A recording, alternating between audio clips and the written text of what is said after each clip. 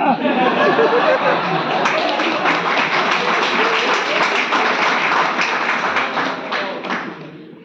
कौन सा हमारी मातृभाषा है भाई?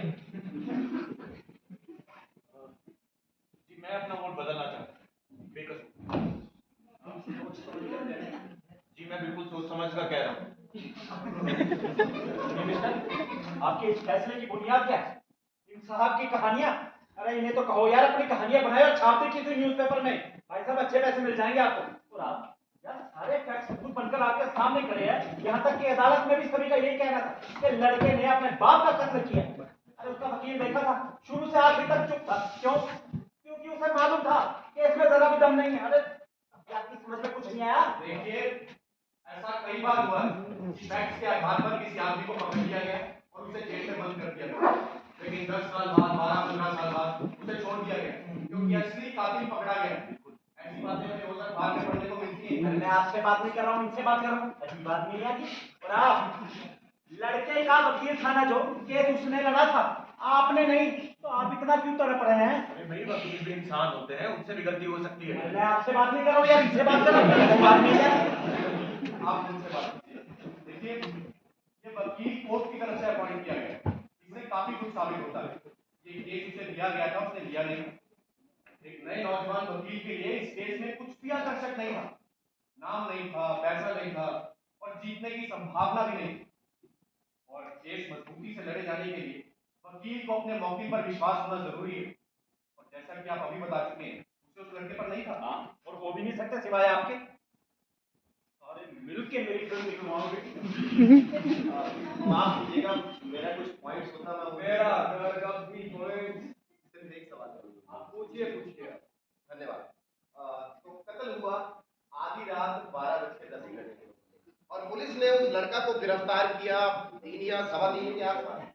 तो मेरा सवाल सिर्फ इतना कि अगर उस लड़का ने अपना बाप का कत्ल किया तो वो 3 घंटा बाद वापस वहां क्यों होता है? क्या उस लड़का को पुलिस का डर नहीं होता? देखिए वो इसलिए वापिस आया था ताकि अपना चाकू वहां से ठिकाने लगा सके। इस तरह किसी के सीने में चाकू छोड़ देना अच्छी बात नहीं होती है। हाँ, बिल्कुल अच्छी बात नहीं होती। अच्छे बच्चे ऐसा नहीं करते, खासतौर पर अपने मम्मी पापा के साथ। देखिए वो लड़का जानता था कि वो चाकू को कुछ लोग देख चुके हैं, इसे अदालत में पहचाना जा सकता, बस इसलिए वो चाकू को हासिल करने के लिए वापस आ गए। अगर वो लड़का जानता कि वो चाकू अदालत में पहचान लिया जाता तो फिर वो चाकू वहां छोड़ता क्यों? शायद इसलिए कि कत्ल के फौरन बाद वो लड़का घबरा गया होगा। उसी घबराहट में वो चाकू वहीं भूल गया और कुछ देर बाद जब उसका दिमाग शांत हुआ, ठंडा हुआ, तो चाकू को लेने के लिए वापस आ गया होगा। एक मिनट, आपका इस घबराहट का मतलब क्या है? अभी थोड़ा देर पहले आप खुद बोला कि कत्ल का फौरन बाद लड़का का दिमाग इतना ठंडा होता कि वो कत्ल के बाद चाकू का हत्था से अपना उंगलियों के निशान अच्छे से साफ करता। आप बताइए कि इस पूरा मामला में लड़का का घबराहट कहाँ शुरू हुआ और कहाँ खत्म? मैंने कहा ना वो अपना चाकू इसलिए वापिस लेने आता ताकि उसे ठिकाने लगा सके। कत्ल का 3 घंटा? जी हाँ, 3 घंटे बाद। माफ कीजिएगा, अगर मैं उस लड़का की जगह होता और मैंने अपने बाप का कत्ल किया होता तो मैं उस जगह वापस लौट कर आपने कसूरवार का फैसला दिया ना, आप किसकी तरफ हैं? ये मैं किसी की तरफ नहीं होता और ना इसकी कोई जरूरत समझता। मेरे मन में एक सवाल उठा तो पूछा। ना भाई, मुझे पता क्या लगता है कि अगर मैं उस लड़के की जगह होता तो मैं वहां वापस जरूर जाता। हाँ, एक चांस होता, लेकिन मैं ये चांस जरूर लेता। उस लड़के ने सोचा होगा कि किसी की उस पर नजर ही नहीं पड़ी और उस लाश को भी किसी ने नहीं देखा। आफ्टर ऑल ये सारी घटना आधी रात को ही है ना। उस लड़के को लगा होगा कि सुबह होने तक किसी को कुछ पता ही नहीं चलेगा। माफ कीजिएगा, वो औरत कोर्ट में बयान देता, वो कहता कि जब उसने उस लड़का को कत्ल करते देखा तो वो औरत ने जोर से चीखा।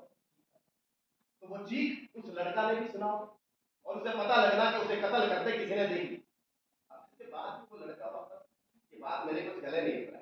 देखिए इसकी 2 वजह हो सकती है। पहली वजह ये कि शायद उस लड़के ने वो चीख ना सुनी क्योंकि कोई ज्यादा ऊंची ना रही हो, और दूसरी वजह ये, अगर उस लड़के ने वो चीख सुनी भी हो ना तो शायद अपनी करतूत के साथ जुड़ा ना हो। आप ये क्यों भूल रहे हैं कि उस इलाके में चीख पुकार रोजमर्रा की बातें हैं। बोलिए इस बारे में क्या कहेंगे आप? ये भी हो सकता है। हो सकता है कि लड़के ने अपने बाप का कत्ल किया हो सकता है कि उसे सामने वाली औरत की चीख सुनाई दी हो सकता है कि कत्ल के 3 घंटे बाद दिमाग ठंडा होने पर वो चाकू घर वापिस लेने आया हो सकता है कि ये सारी बातें ऐसी हों लेकिन हो सकता है कि ना भी मेरा ख्याल है कि हमारे पास काफी माकूल शक है जिसकी वजह से ये तय कर पाना बहुत मुश्किल है कि कत्ल के वक्त लड़का सचमुच घर में था या नहीं। हद हो गई यार, ये शख्स फैक्ट्स को तोड़ मरोड़ रहा है। एक बात